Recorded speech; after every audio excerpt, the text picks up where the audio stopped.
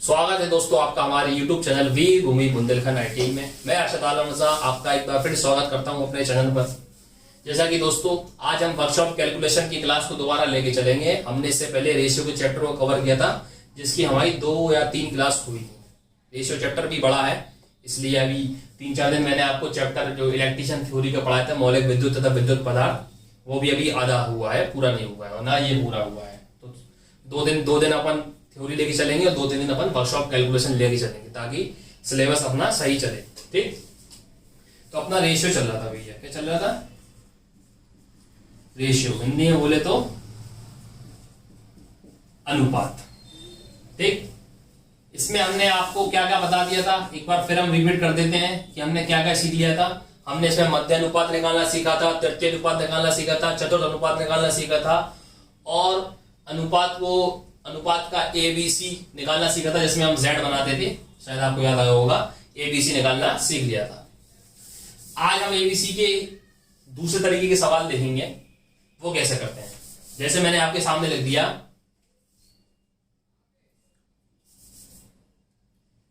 1A बराबर 2A बराबर 3C। ठीक, क्वेश्चन आपके सामने ये आया, यदि ये 1 है, यदि 1A बराबर 2B बराबर 3C, तो फिर वो आपसे पूछेगा कि भैया A B C क्या होगा। ठीक, उस दिन हमने ABC निकालना सीख लिया था, जिसमें हमने बताया था कि पहले क्या करते हैं, पहले लिख लेते हैं A/B B/C, फिर Z बना देते हैं और ऐसे आपका ABC निकल जाता है। उम्मीद करता हूं आपको समझ में आ रहा होगा मैं क्या कह रहा हूं। अगर आपने नहीं देखा तो इससे पहले जो 2 वीडियो डली है रेशियो की, आप उस वीडियो को देख सकते हैं। ठीक, तो अब ये क्या है, अब ये आपको जो सवाल दिया है ये आपको इक्वल में दिया, यानी यहाँ पे इस तरह कहीं भी अनुपात का निशान नहीं है।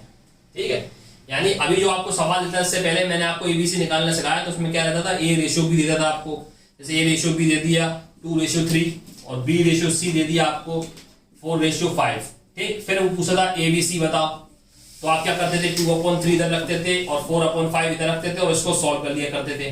ऐसे मैंने कहा था Z बना लीजिए और आपसे यहाँ से ABC निकल जाएगा। लेकिन आपने देखा ये सवाल में कहीं भी आपको अनुपात नहीं दिया, लेकिन आपसे पूछ रहा वो ABC। ठीक है ना, लेकिन रेशियो कहीं नहीं दिया। ठीक, ये मैंने आपको याद दिलाने के लिए बताया है। ठीक, तो सवाल हमारा ये है कि 1A बराबर 2B बराबर 3C। अब हमें ABC कैसे निकालेंगे, तो कैसे करते हैं, तो जब भी ये ABC निकालना हो और वैल्यू बराबर में दी हो, ठीक, तो हम क्या करते हैं, इन सबके बराबर में क्या मान लेते हैं, K मान लेते हैं। K मान लीजिए, कुछ भी मान लीजिए, कांस्टेंट मानेंगे, A B C D आपको जो पसंद हो वो मान लीजिए। ठीक, कांस्टेंट मान लिया हमने। क्या करा कि ये जो आपको बराबर दिया, इसका मतलब क्या है, 1 बराबर 2B बराबर 3C, यानी ये तीनों आपस में है, आपस में बराबर हैं, तो इसके बराबर हमने K मान लिया, यानी 1A बराबर भी K है और 2B बराबर भी K है और 3C बराबर भी K है। ठीक, जैसे ही हम K मानते हैं, क्या कहा मैंने, जैसे ही K मानते हैं तो हाल के हाल ABC बन जाएगा अपने आप। जैसे हमने K माना तो ये क्या पलट जाएंगे और अनुपात में जाएंगे, यानी कहने का मतलब है ये हो जाएगा 1/1, ये हो जाएगा 1/2 और ये हो जाएगा 1/3। नई बात समझ में आई? एक बार फिर बताता हूं, अगर आपको सामने ये तीनों चीजें बराबर में दी हो और आपसे ABC पूछे, सबसे पहले आप क्या करेंगे, इन तीनों को बराबर में लिखेंगे, फिर उसके बराबर में आप K मानेंगे, और जैसे ही आप K मानते हैं, K मानने के बाद तुरंत ये ABC निकल जाएगा। ABC निकलेगा तो क्या होगा, ये अपॉन में आ जाएगी, जैसे 1/1, हर चीज 1/1 में आ जाएगी। 2 है तो 1/2, 3 है तो 1/3, यानी व्युत्क्रम हो जाएगी, यानी अपॉन में है तो सीधी हो जाएगी और सीधी है तो अपॉन में हो जाएगी। ठीक, तो ये देखो सीधी है 1 2 3, तो क्या में आएगी, अपॉन में आएगी, यानी भिन्न में आएगी, 1/1 1/2 और 1/3।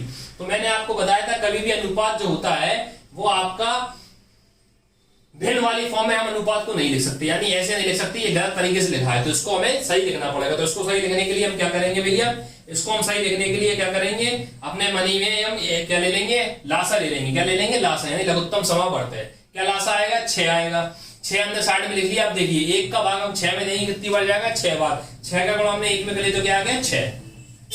1 का भाग हमने 6 में दिया, 6 बार, 6 का गुणा 1 में करा, 6 आ गया। फिर 2 का भाग हमने 6 में दिया, कितनी बार गया, 3 बार। 3 का गुणा 1 में करा तो क्या हो गया, 3। फिर 3 का भाग हमने 6 में दिया, 3 का भाग 6 में दिया, 2 बार, 2 का गुणा 1 में करा तो क्या आ गया, 6 3 2। तो आपका जो ABC होगा वो ये होगा। ठीक। तो भैया क्या बताया मैंने, जब भी बराबर में कोई संख्या आएगी, यानी ये जब तीनों चीजें बराबर में दी हो तो आपको क्या करना पड़ेगा, बराबर में के मानना पड़ेगा। जैसे ही आप के मानोगे तो वो एबीसी निकलेगा, तो वो अपोजिट हो जाएंगी, क्या होंगी, 1 में जाएंगी। जैसे अगर यहाँ पे 1/2 दिया हो तो मान के चलो 1/a बराबर 1/2 1/3, तो ये 1 2 3 हो जाते हैं। लेकिन ये अपॉन में नहीं दिया ना, सीधा दिया है तो 1 में चला जाएगा।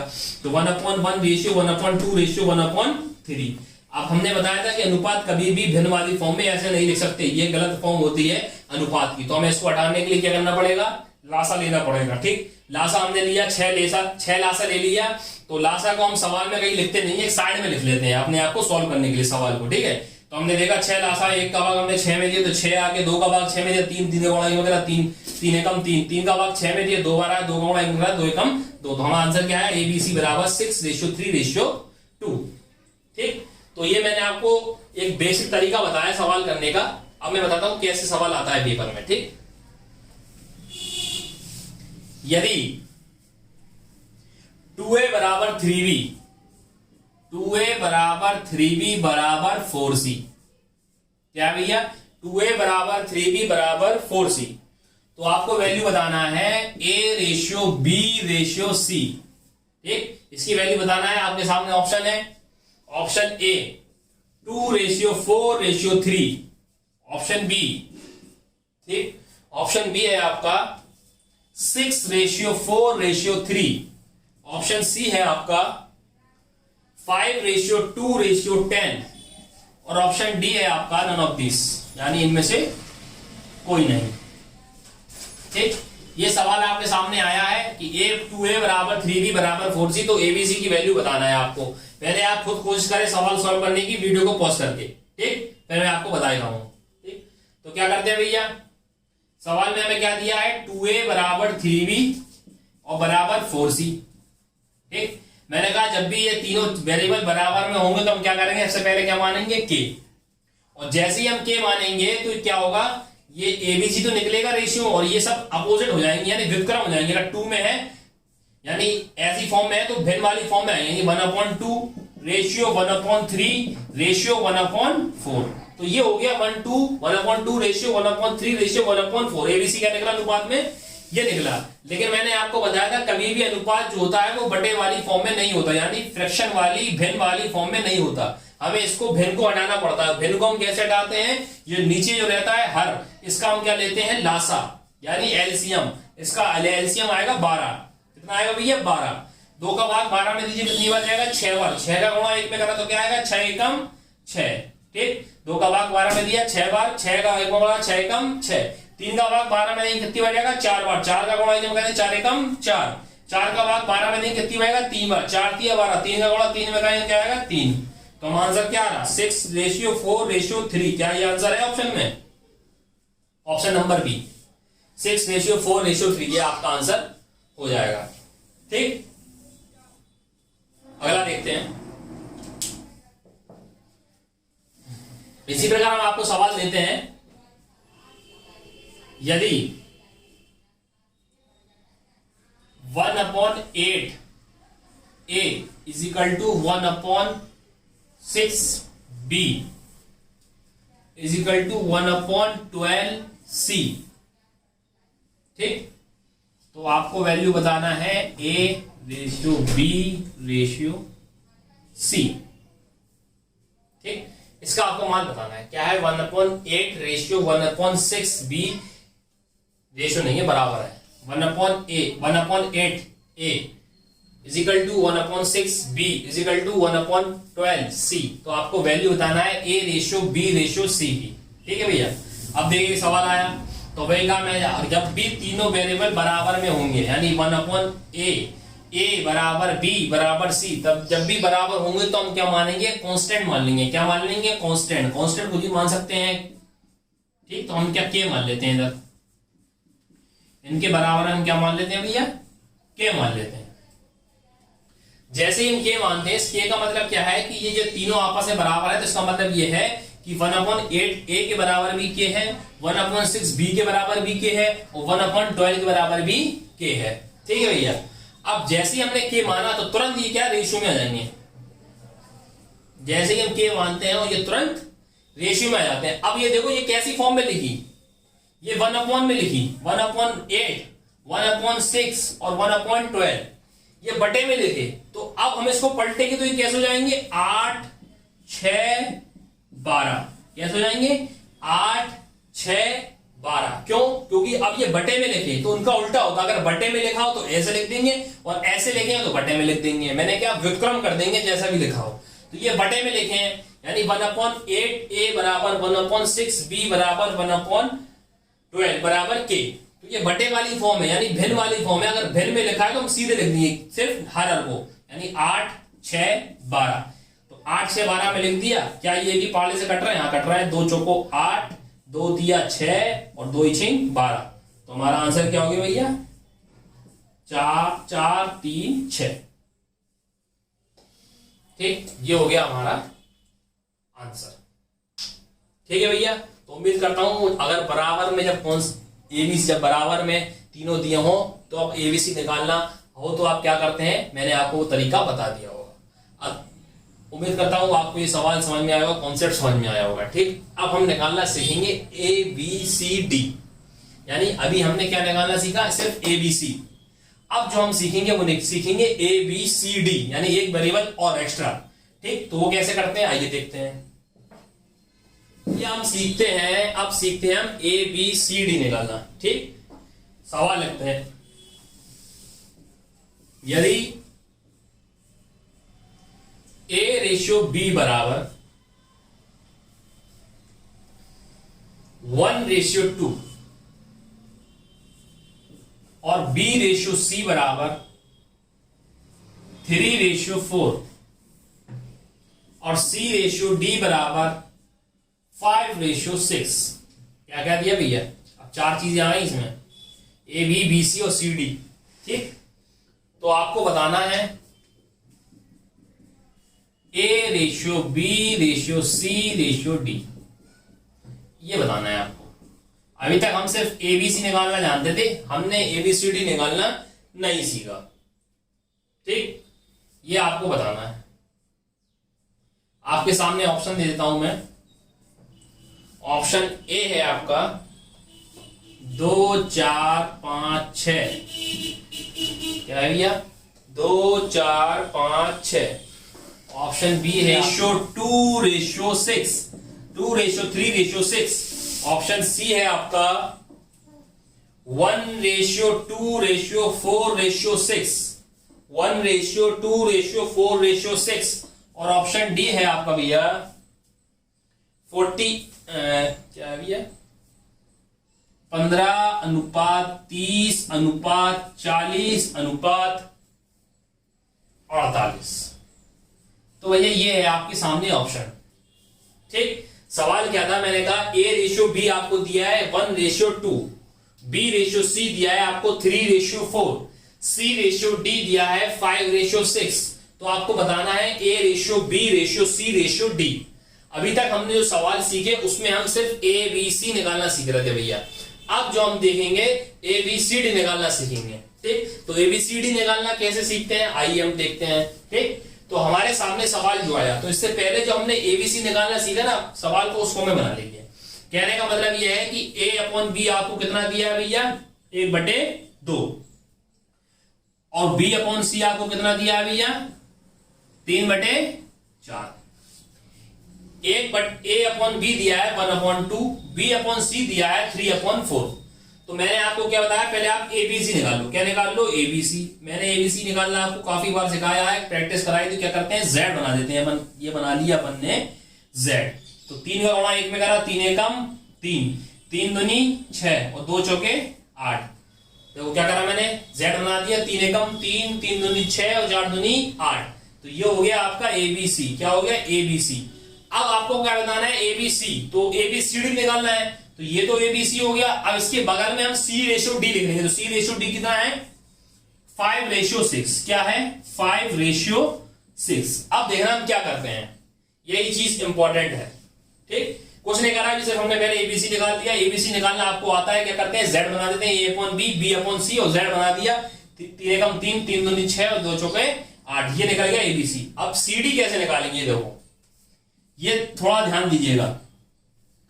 3 का गुणा हम किस में करेंगे, 5 में, क्या हो जाएगा 15, 3 पंजे, देखते हैं ना भैया, 3 पंजे 15। 6 का गुणा भी हम 5 में करेंगे तो क्या आएगा, 6 पंजे 30। 8 का गुणा भी हम 5 में करेंगे तो क्या आएगा 40। और 8 का गुणा एक बार 6 में और कर देंगे तो क्या आएगा 48। क्या आएगा 48। तो देखो सामने आपको दिख रहा है कुछ जैसा हमने बनाया है, 15, 30, 40, 48 दिख रहा है ऑप्शन। देखो ऑप्शन नंबर डी यही आपका परम सत्य आंसर होगा। नहीं समझ में आया, एक बार फिर बताता हूं क्या था भैया सवाल। A/B दिया था आपको 1:2, B/C दिया था आपको 3:4, C/D दिया था आपको 5:6। तो वो आपसे पूछ रहा था A/B/C/D। ठीक, कुछ नहीं करा हमने भैया, ये आपके सामने 4 ऑप्शन दिए थे, हमने सबसे पहले क्या करा, ABC निकाल लिया। ABC निकाल लिया मैंने, इससे पहले आपको क्लास में सिखाया है। तो क्या करा मैंने, A/B की वैल्यू निकाल ली और B/C की वैल्यू निकाली, इसको मैंने Z बना लिया। Z बना लिया तो कैसे बनता है, 3 एकम 3 एकम 3, 3 दूनी 6 और 4 दूनी 8, 3 6 8, 3 6 8 आया। और फिर इधर ABC निकालने के बाद उसके बगल में हमने क्या रख दिया, C/D। C/D हमारा कितना दिया था, 5:6। तो 5:6 मैंने इधर रख दिया। अब देखो मैंने क्या करा, 3 का गुणा 5 में करा तो क्या आ गया, 3 पंजे 15। 6 का गुणा भी 5 में करा तो क्या आ गया, 6 पंजे 30। 8 का गुणा 5 में करा तो क्या आ गया 40। और 8 का गुणा एक बार 6 में कर दिया। यानी जो पहली संख्या है C, इसका हम 3 में गुणा कराएंगे, 3 में भी कराएंगे, 6 में कराएंगे और 8 में भी कराएंगे। 8 का 2 संख्या में गुणा हो जाएगा, 5 में भी और 6 में भी। ये हो गया आपका आंसर। उम्मीद करता हूं आपको ये सवाल समझ में आया होगा। ABCD इस तरीके से निकालते हैं। एक आध और सवाल कराता हूं आपकी प्रैक्टिस के लिए, ठीक है, चलिए देखते हैं। ठीक भैया, तो हमने ABCD निकालना सीख लिया। ABCD की आप प्रैक्टिस कर लिया। इसमें बुक में और सवाल है दिखाई नहीं दे रहा है, प्रीवियस में सिर्फ एक ही सवाल दिया था इसलिए मैंने करा दिया। ठीक, आप प्रैक्टिस कर देना है। अब अगला सवाल लेते हैं 7:9। ठीक, फिर दिया है समान अनुपात। ये जो चिन्ह होता है ये समान अनुपात का होता है, यानी डबल रेशियो जो जहां आ जाए तो उसको हम बोलते हैं समान अनुपात। ठीक, वो आपके बराबर है X/36 के। तो आपको X की वैल्यू बताने हैं, X की मान क्या है। ठीक, ये आपको बताना है।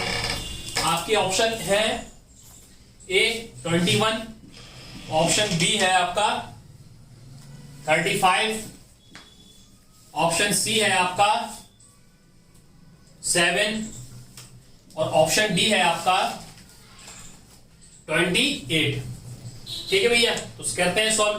क्या दिया है 7:9। तो 7:9 समान अनुपात का मतलब ये समान अनुपात यानी चार बिंदी लगी हो आपके सामने, 4 बिंदी का मतलब डबल रेशियो।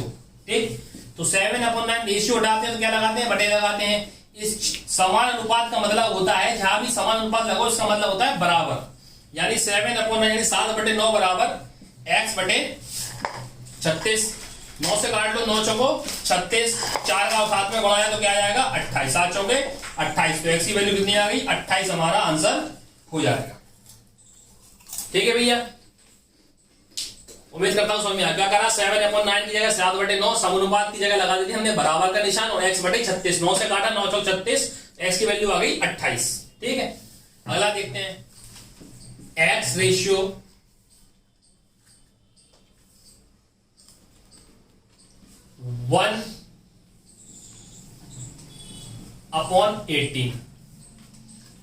ठीक, समान अनुपात।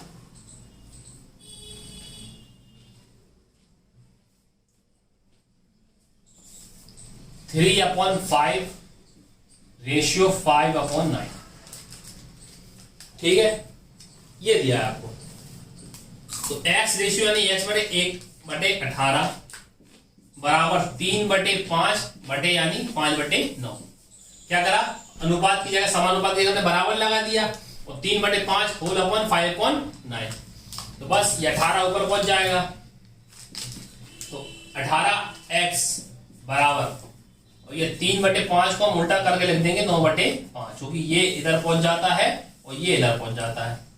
ठीक है, काट लो इसको, 9 दूनी 18। तो क्या हो गया हमारा 2X बराबर 3/25। तो X की वैल्यू कितनी आएगी दो में बड़ा है 3/50, 25 दूनी 50। चलो ये आ जाएगा आंसर, क्या जाएगा 3/50। तो उम्मीद करता हूँ आपको समान अनुपात वाले सवाल भी आ गए। समान अनुपात वाले सवाल में कुछ नहीं होता है, सिर्फ आपको बराबर लगाना है पूरा सॉल्व करके, एक्स की वैल्यू पूछेगा आपसे, ठीक है। तो ये आपका समान अनुपात वाले सवाल हो गए, ठीक। अब इसके रह जाते हैं 2000 थोड़े बहुत सवाल इबारत वाले, ठीक है। इबारत वाले सवाल यानी थ्योरिकल सवाल जो आएंगे, ये आपसे कह देगा कि ये इसका इतना है सवाल। मैं आपको बताता हूं कैसे सवाल आते हैं। थ्योरिकल सवाल है, एक त्रिभुज के तीनों कोणों का योग, तीनों कोणों का अनुपात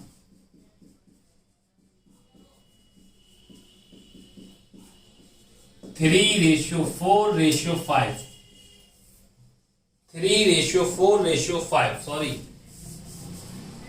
4:5:6 है। तो सबसे बड़े कोण का मान क्या होगा?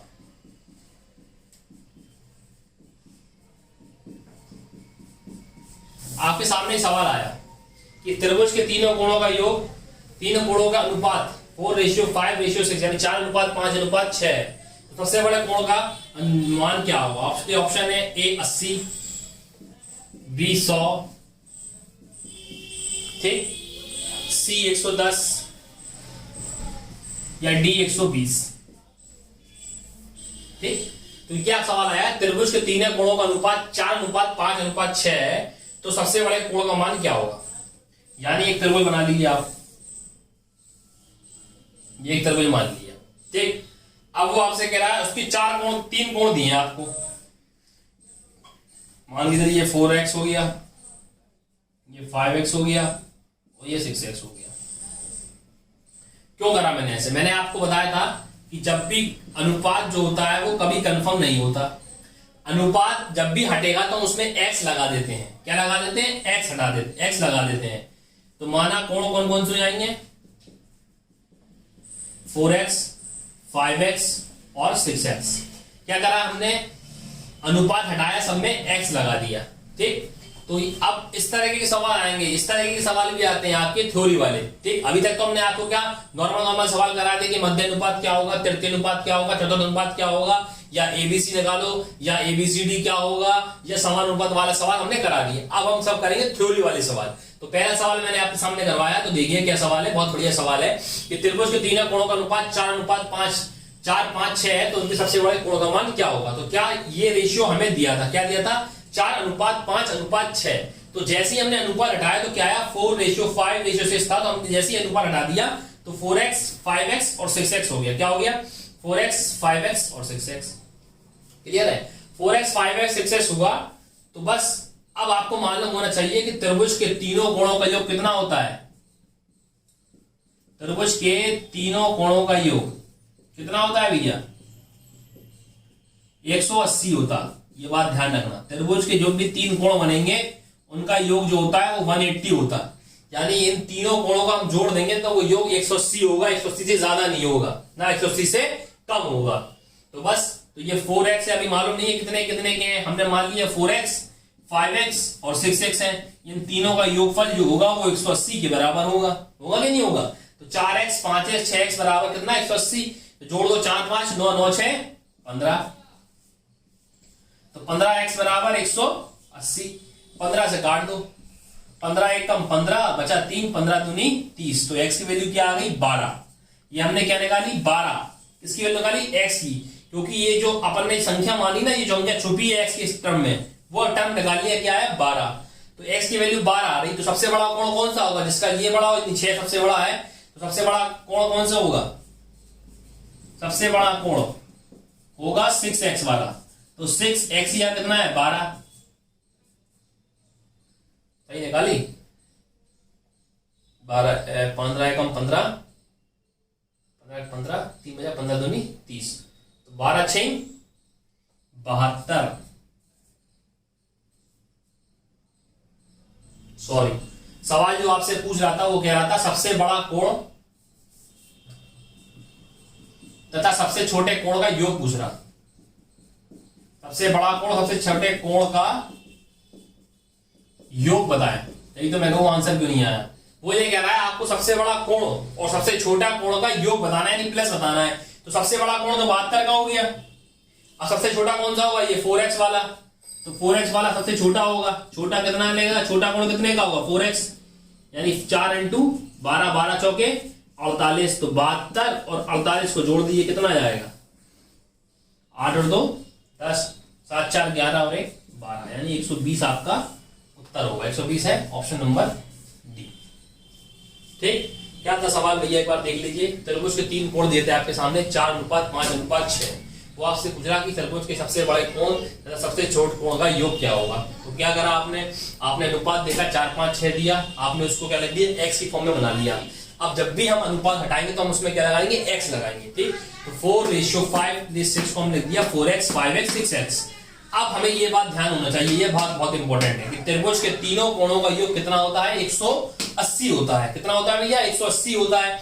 तो 4x + 5x + 6x बराबर 180।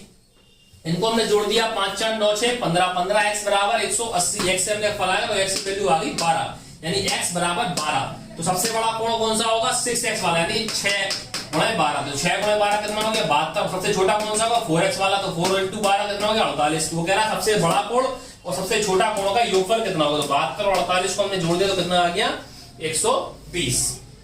ठीक, इसी प्रकार हम अगला सवाल देखते हैं।